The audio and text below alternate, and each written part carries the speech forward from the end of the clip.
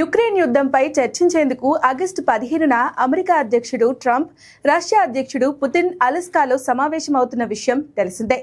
యుద్ధాన్ని ముగించడానికి యుక్రెయిన్ కొంత భూభాగాన్ని వదులుకోవాల్సి ఉంటుందని ట్రంప్ ఇప్పటికే సంకేతాలిచ్చారు. క్రిమియాను అట్టుపెట్టుకోవడంతో పాటు తూర్పు యుక్రెయిన్లోని మొత్తం డాన్బాస్ ప్రాంతాన్ని రష్యా స్వాధీనం చేసుకునేలా ఒప్పందం ఉండే అవకాశం ఉంది. అలాగే పాక్షికంగా ఆక్రమించుకున్న కెర్సాన్, జపోర్జియా ప్రాంతాలను రష్యా తిరిగి ఇవ్వాల్సి ఉంటుంది.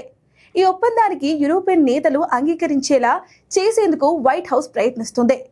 ట్రంప్ ప్రతినిధి స్టీవ్ విట్కాఫ్తో ఇటీవల మాస్కోలో జరిగిన సమావేశంలో పుతిన్ ఇలాంటి ఒప్పందాన్ని ప్రతిపాదించారని వాల్ స్ట్రీట్ జర్నల్ తెలిపింది. శాంతి ఒప్పందానికి సంబంధించిన షరతుల విషయంలో జెలెన్స్కీ, పుతిన్ పూర్తి భిన్న అభిప్రాయాలతో ఉండడంతో యుక్రెయిన్, యూరోపియన్ మిత్ర దేశాలు అలాంటి ఒప్పందాన్ని అంగీకరిస్తాయా లేదా అన్న దానిపై ఇంకా స్పష్టత రాలేదు. యుక్రెయిన్ తటస్థ దేశంగా మారడంతో పాటు సైన్యాన్ని తగ్గించడం, నాటోలో చేరాలనే లక్ష్యాన్ని వదిలిపెట్టడం, పాశ్చాత్య దేశాల రష్యాపై విధించిన ఆంక్షలను ఎత్తివేయడం వంటి డిమాండ్లను మాస్కో చేస్తుంది. ఆగ్నేయ యుక్రెయిన్లో రష్యా ఆక్రమించుకున్న 4 ప్రాంతాల నుంచి యుక్రెయిన్ సైన్యాన్ని ఉపసంహరించుకోవాలని కూడా మాస్కో కోరుకుంటుంది. 2 దేశాల మధ్య అమెరికా త్రైపాక్షిక ఒప్పందం కుదిర్చే అవకాశం ఉందని ట్రంప్ అంటున్నారు.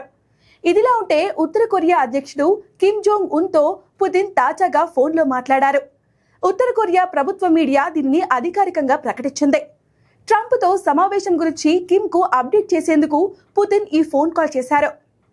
రష్యా, ఉత్తర కొరియా 2 తమ ద్వైపాక్షిక సంబంధాలను మరింత పటిష్టం చేయాలని 2 దేశ నేతలు మనోబలంగా నిర్ణయించుకున్నారని వారు తెలిపారు.